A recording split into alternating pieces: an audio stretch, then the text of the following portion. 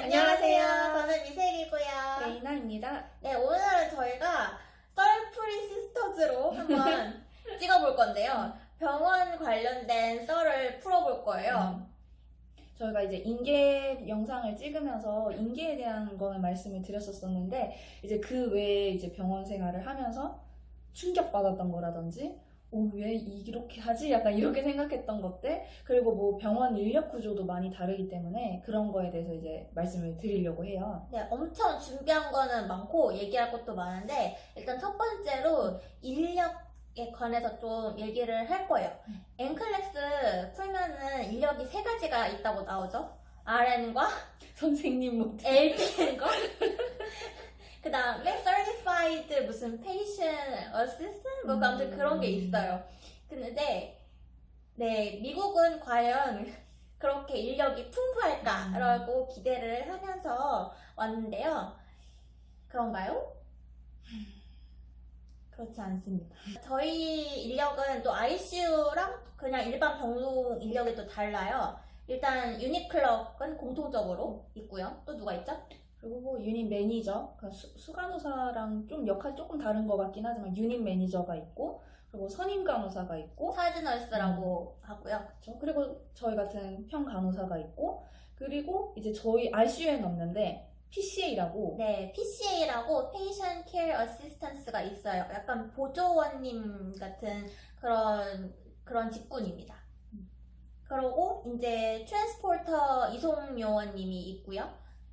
약간 없는 거일지 않을까라고 생각할 수 있는 이송요원님이 있어요. 그리고 여러 가지 다른 또 기타 등등이 있지만 주로 메인 인력은 그 정도입니다. 그리고 한국이랑 제일 비교를 했을 때 이제 제일 생소한 그런 직군이 유니클락이에요. 그래서 저는 입사하고 몇 달이 지나도 유니클락에 도대체 뭐 하는 사람인지 정확하게 모르겠더라고요. 근데 결국에는 간단히 말씀을 드리면 전화를 받아주시는 분이에요. 네, 그래서 콜센터죠. 그래서 병동에 정말 엄청나게 많은 전화가 오거든요. 뭐 지금 이제 코비드 때문에 이제 면회도 좀 제한되고 이런 것도 있지만 뭐 보호자들뿐만 아니라 이제 다른 병원에서 의사한테도 전화 올 때가 있고, 다른 병원에서 인계 전화 주세요라고 할 때도 있고, 정말 다양한 이제 전화가 오는데 그걸 받아주시는 분이 유니클락이고, 그 담당 간호사한테 트랜스포까지 해주세요. 네, 그래서 만약에 어떤 보호자가 전화가 왔다, 그러면 보통 널스 스테이션으로 전화가 오면, 그러면 뭐 몇 호 보호자세요? 그럼 그 간호사한테 트랜스퍼 해줄게요. 라고 하면서 이제 그 담당 간호사의 조그만 전화기를 스펙트라라고 하는데, 거기로 전화를 쏩니다. 그렇고 특히 데이 때는 전화가 정말 정말 많이 오고요. 6명 환자의 6명 보호자 그 이상이 전화가 오고, 그 한 명 환자에 대한 여러 명의 보호자가 전화가 올 때가 있고요. 뿐만이 아니라 이제 랩실에서 만약에 크리티컬 랩 리졸트라고 뭐 포타슘이 너무 높다 이러면 또 그 담당 간호사한테 전화가 와서 간호사야 랩 수치가 얼마란다? 라고 왜 나한테 말하냐고. 어차피 우리는 의사한테 전달을 할 거지만 어쨌든 그런 식으로 전화가 정말 정말 많이 와가지고 유니클럭의 역할은 굉장히 중요해요. 한국에서 유니클럭이 요즘은 이제 간호간병 통합 서비스 하는 부서에는 있다고 합니다. 그런데 저희가 일하는 그런 병동에서, 과거에 저희 병동에서는 유니클럭이라는 시스템이 없었어가지고 이제 중앙 선생님이 전화를 받으시거나 중앙 선생님 안 계시면은 이제 막내가 역할이 컸죠. 그래가지고 혹시 스테이션 근처에 있는 막내가 있으면 빠르게 받아서 응대하는 콜백과 전화 받기 응대를 많이 배웠었던 신규 시절이 기억이 나네요. 선생님 응대해보세요. 정성을 다하겠습니다. 외과중환자실 간호사는 누구입니다. 이렇게 네, 이거를, 그런 식으로 그쵸. 응대 스킬을 배웠었는데 여기는 그럴 필요가 없습니다. 네, 여기서는 그냥 뭐 yes, this is Michelle 이런 식으로만 해도 되고요. 뭐 몇 층 누구입니다 라고 말을 해도 되고요. 굳이 이제 응대 스킬까지는 필요가 없고 여러 명한테 전화 오는 거를 굳이 받을 필요가 이제 없는 거죠. 이제 간호사는 내 환자한테 오는 전화만 받으면 되는 거고, 그럼에도 불구하고 내 환자 관련된 전화만 온다고 해도 정말 정말 전화기에 불이 나요. 특히 데이 때는. 네. 맞아요. 근데 나이트라고 안 오는 게 아니더라고요. 뭐 물론 저녁 시간에는 올 수 있는 건데 시차라는 게 있잖아요, 이 나라가. 그래서 정말 막 새벽 2, 3시에 전화가 오더라고요, 보호자한테. 전화 옵니다. 그들에게는 아직 새벽이 아니거든요. 난 2시인데 거기 밤 11시니까. 맞아. 내가 캘리포니아인데 그러면서 전화가 옵니다. 그러면은 이제 업데이트를 해줘야 돼요. 그런 게 이제 유니클락이 있어서 조금은 그래도 좀 부담이 덜 되는 그런 상황이 있고, ICU 같은 경우에는 유니클락이 이제 피 수혈해야 될 때 피까지 타다 주시긴 하는데, 유니클락이 맨날 있지가 않더라고요. 또 특히 나이트는. 가끔 없을 때도 있어요. 맞아요. 아니면은 저희가 중환자실이 2개가 있는데 2개 한꺼번에 한다든지 한 명이 그렇더라고요. 그런데 유니클락이 없다고 울리는 전화를 아직 받지는 않아요. 왜냐면 아직 잘 들리지가 않아요. 100% 들리는 게 아니기 때문에 좀 무서워요, 전화 맞아. 받기가. 근데 신규 때도 솔직히 그랬어요. 한국에서 한국말 들리는 것도 쉽지 않았거든요. 딱 받았는데 내가 몇 개월 지나고 나서는 내가 응대를 했네라는 뿌듯함이 좀 있었어. 근데 왜냐면 못 알아들으는 게 많으니까. 근데 여기서 남의 나라 말이잖아요. 더 안 들려요. 뭐 한국에서도 사실 전화 받는 스트레스가 있었거든요. 여기서도 똑같은 거 같긴 해요. 네, 유니클럭이 있다고 전화 받는 스트레스가 없는 건 아닙니다. 네, 그럼 이제 유닛 매니저의 역할을 얘기를 해볼게요. 유닛 매니저는 이제 수간호사라고도 불릴 수 있는 위치거든요. 뭐 부서장이라고도 표현할 수 있는데, 저희는 스카이프 통해서 유닛 매니저랑 면접을 봤거든요. 그래서 뭐 다른 병원장, 뭐 인사과랑 면접 안 보고 유닛 매니저랑만 봤고. 네, 저도 유닛 매니저랑 스카이프로 봤어요. 근데 그래서 그런지 약간 역할이 수간호사 쌤은 아닌 것 같다는 느낌도 좀 있어요. 역할이 한국의 수간호사 선생님이랑은 또 다른 역할이 있고요. 근데 제가 보기에는 이제 스태핑 쪽으로 좀 역할이 큰 것 같고, 저희 병동 같은 경우에는 유닛 매니저가 이제 그 근무표를 짭니다. 저희 ICU 같은 경우에는 데이번 차지가 근무표를 짜고, 나이트번은 나이트번 차지 간호사가 근무표를 짜요. 그래서 유닛 매니저는 이제 확인만 해주는 역할을 하고 있어요. 그러고 이제 수간호사 선생님이 이제 원래 일할 때 되게 한국에선 자주 보였거든요. 저희 파트장님이라고 불렀는데 항상 문을 열어놓으시고 혹시 이제 진상 환자가 있다. 그럼 가서 호소를 했어요. 근데 여기서는 약간 유닛 매니저의 방도 굉장히 어느 코너의 구석에 있고 약간 그냥 평간호사들이랑 그런 터놓고 이제 임상에 대해서 시시각각 커뮤니케이션 하는 그런 분위기는 아니에요. 맞아요. 그리고 선생님이 근데 데이를 몇 달 일하시다가 나이트로 온 경우인데, 저는 이제 2주 트레이닝 말고는 다 나이트를 했었거든요. 그래서 저는 아직까지 만난 적이 없어요. 실물을 본 적이 없고, 워낙에 한국에 있을 때는 이제 데이 이브, 뭐 이브 나이트는 안 계시지만 나이트 데이 이렇게 인계할 때마다 파트장님 오셔가지고 같이 인계를 들었거든요. 전체 인계를. 근데 그렇게 임상에 개입하시지 않더라고요. 네.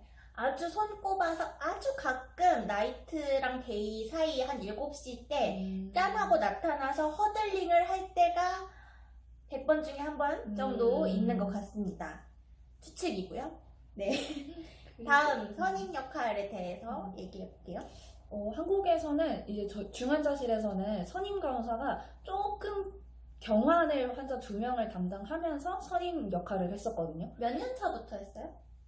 3년? 만 3년 때부터 했었던 것 같아요. 그래서 그때부터 트레이닝 받아서 했었던 반면에 그 대신에 환자를 무조건 담당하긴 했었어요. 근데 만약에 환자가 뭐 한 명이 빈다 하면 한 명만 보는 그런 케이스긴 한데, 근데 이제 선임도 환자를 봤었었고 처음부터, 그리고 선임 역할도 다 해야 되고 이런 경우인데, 여기는 선임이 되도록이면은 어사인을 안 주려고 해요, 선임한테. 그래서 뭐 어쩌다가 이미 풀로 간호사가 다 일하고 있는데 환자가 와야 된다 이러면 선임이 환자를 받긴 하지만 정말 되도록이면 안 주더라고요. 저희 선임 간호사 같은 경우에 이제 차지널스 CN 이렇게도 불리는데요. 일단 역할은 전체적으로 이제 병동 상황을 보고요. 그리고 병동 상황을 보는데도 불구하고 6명 풀로 담당할 때가 있어요. 근데 만약에 풀로 담당한다 그러면은 각각 이제 각각 간호사들한테 물어봐요. Who is the good patient for the charge nurse? 그러면은 데이시프트가 나 몇 호실 중에 이 사람은 좀 괜찮은 것 같아. 그러면은 약간 뭐 캐릭터도 괜찮고 할 일이 별로 없는 그런 환자들을 다음번 차지널스한테 배정을 해줘요. 그런 식으로 이제 6명을 채울 수 있으면 그렇게 채워가지고 그 차지널스가 보게 하고요. 아주 간혹가다 차지널스한테 차지널스가 담당하는 환자가 없을 때도 있어요. 그러면 훨씬 더 많이 큰 도움이 됩니다. 그래가지고 이제 만약에 IV를 해야 되는데 잘 안 돼. 그러면 일단 차지널스 불러요. 굳이 그러니까 IV 팀도 있지만 IV 팀한테 의뢰하기 전에 원래 프로토콜은 이제 평간호사가 시도하고 차지널스가 시도하고 그러면서도 안 되면 IV 팀 의뢰거든요. 근데 여기서 이제 차지널스가 너무 바쁘면 가끔 그것조차도 부탁을 못 하는데 차지널스가 이제 뭐 담당하는 환자 없고 칠하고 이러면 부르는 거죠. 와서 좀 도와달라고. 그럼 기꺼이 해주고 체열도 뭐 이제 안 바쁘면은 도와주고 만약에 내가 어떤 환자가 있는데 상태가 좀 안 좋은 것 같아. 그러면 나랑 더블 체크 좀 해달라고 부르고 저는 아직 여기서는 제 상황이 굉장히 신규라고 생각하기 때문에 혹시 막 환자가 이제 숨을 빨리 쉬어 아니면 혈당이 막 35야 이러면은 일단 불러요. 사지야 나 뭐 해야 되니? 그래서 차지널스가 신규는 아니지만 그래도 한 1, 2년 차일 수도 있어요. 맞아요. 하지만 그럼에도 그 사람은 일단 커뮤니케이션이 저보다 잘 되고요. 이 병원에 대해서 빠삭하고요. 그렇기 때문에 도움을 좀 많이 구하는 편입니다. 맞아요. 그래서 ICU 같은 경우는 환자를 담당 안 하니까 뭐 하냐 싶기도 한데 가끔 가다가 이제 모든 환자가 스테이블할 때 있잖아요. 그러면 정말 선임도 할 게 없어요. 전 꿀이네요. 너무 꿀이에요. 뭐 하나 싶어요. 그냥 계속 보면서. 근데 이제 대부분 CT를 간다거나 제 환자가 CT를 가면 저는 CT실이 어딘지도 모르잖아요. 이럴 때 이제 조언을 구하기가 좋고 뭐 CPR이 난다 하면 이제 나서서 해주시는 게 선임 간호사여서 한국에선 선임 간호사 할 수 있다는 느낌이 있었었는데 여기선 오히려 더 못하겠어요. 워낙에 그러니까 알아야 되는 게 많아가지고 저도 만약에 한국에서는 솔직히 그러니까 그 당 시프트의 연차가 높으면은 이게 선임을 보는 거였거든요. 근데 한국에서는 그래도 뭐 조금 할만하겠다 싶을 때도 있었어요. 힘들 때도 있었지만 근데 여기는 병원에 대해서 너무 빠삭하게 알아야 되기 때문에 좀 많이 힘들 것 같아요. 선임이라는 자리가. 맞아요.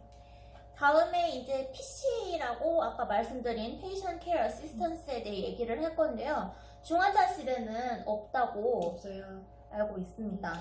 저도 그래서 면접 볼 때부터 그 얘기를 들어가지고 그 보조님이 없대요 ICU에.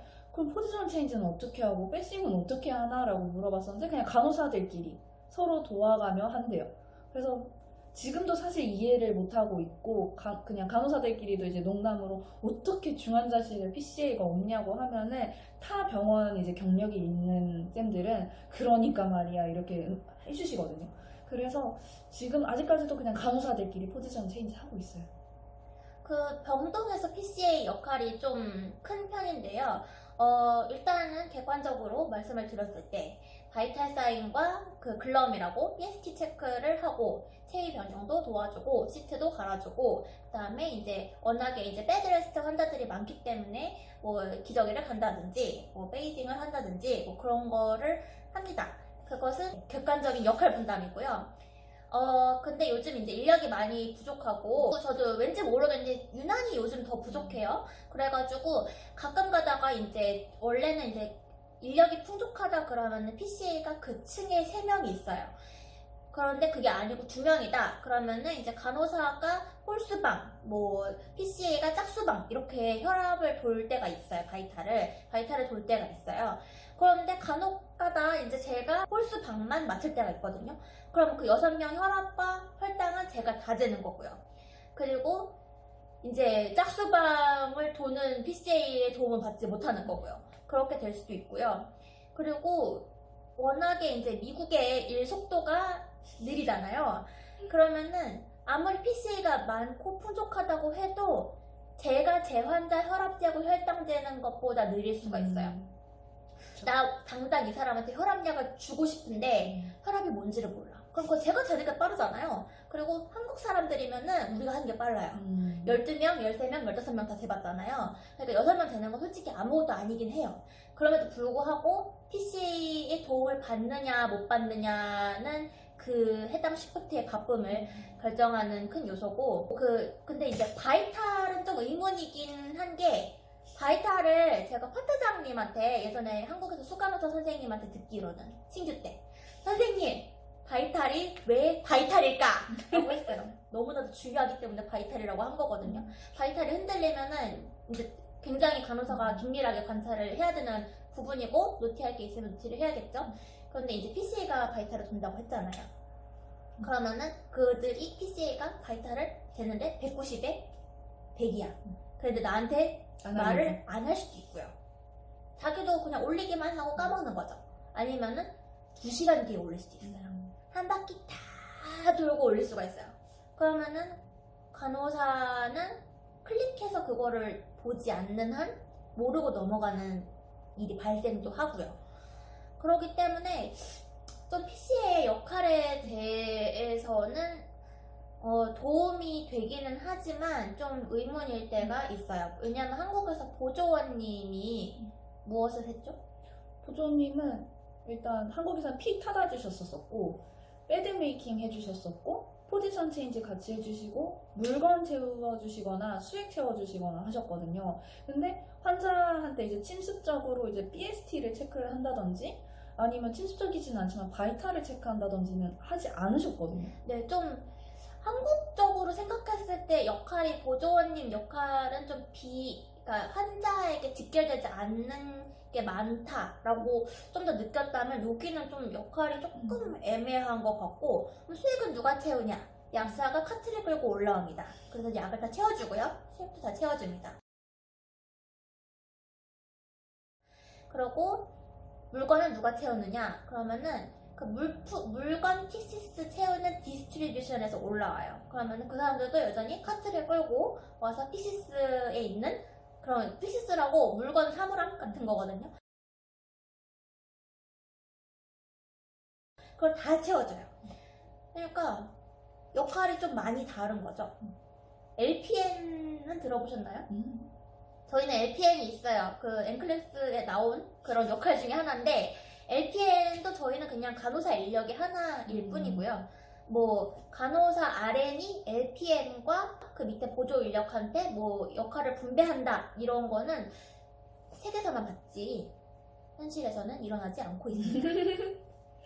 그리고 PCA의 역할에서 좀 놀라운 게, 똑같은 PCA 직군이어도 어떤 PCA는 BST도 할 수 있고 어떤 PCA는 못하고 뭐 그렇잖아요. 저도 약간 어이가 없었어요. 너 PCA인데 글럼을 못한다고? 왜? 그러면은 뭐 자기가 무슨 PCA2 자격증이 있어야 되는데 없대요. 그러면은 못하는 거예요. 근데 체열도 한다면서요, 누구? 네, 근데 어떤 능력치가 높은 PCA는 체열도 하고요, EKG도 찍어줍니다. 놀라워요.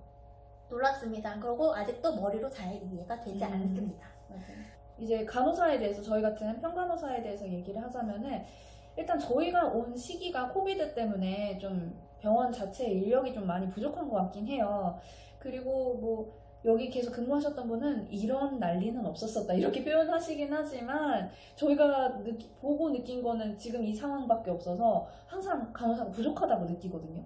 그래서 저희 ICU 같은 경우에는 7명이 정원인데 항상 7명을 채우고 스케줄링을 짠 걸 못 봤어요. 무조건 4, 5명밖에 없고, 거기에 만약에 환자가 너무 많아가지고 간호사가 추가적으로 필요하다 그러면 이제 스태핑 전화해가지고 우리 ICU 간호사 부족하다 해서 그때서야 채우고, 이런 식이어서 이거는 한국에서도 아무리 간호사 부족했어도 이렇게까지는 아니었었는데 라는 생각을 했어요. 저희 병동도 마찬가지로 간호사가 꽤 부족한 경우가 있고요. 또 간혹가다 이제 넘치는 병동이 있어요. 그러면은 그 병동에서 부족한 병동으로 이제 파견을 보내죠. 근데 쉽게 말해서 파견인 거고, 저희 병원 한국병원에서 쓴 단어는 헬퍼 간다고 썼고요. 그리고 이제 여기서 표현하는 거는 풀 된다고 써요. 그러면 나 오늘 7층으로 풀 가. 그러면은 그쪽으로 헬퍼 가는 거예요.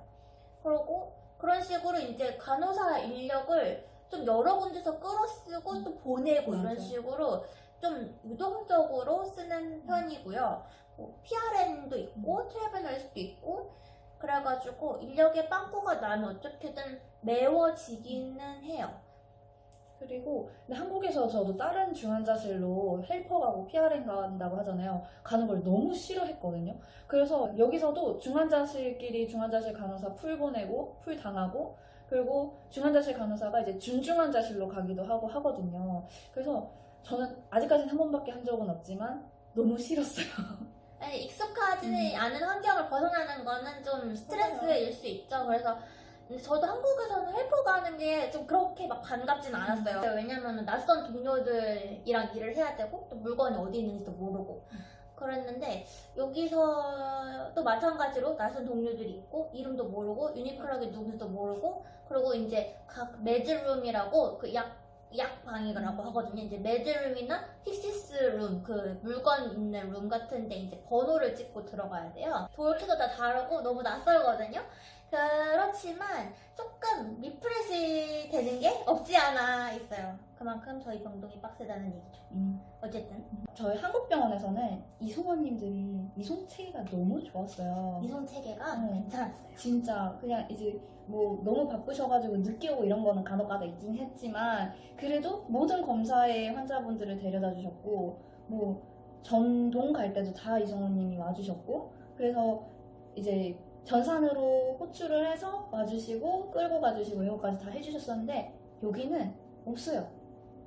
있긴 있는데 약간 없을 때도 굉장히 많고 간호사들이 끌고 내려가야 될 때도 있고 특히나 인력이 있는데도 불구하고 코로나 환자가 CT를 간다 그러면은 코로나 환자한테 이미 노출이 된 간호사 보고 끌고 내려가 오라고 합니다.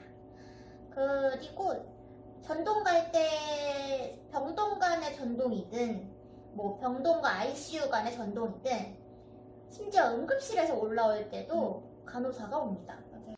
100% 그런 건 아니지만 한 90%는 간호사가 이송을 하고요.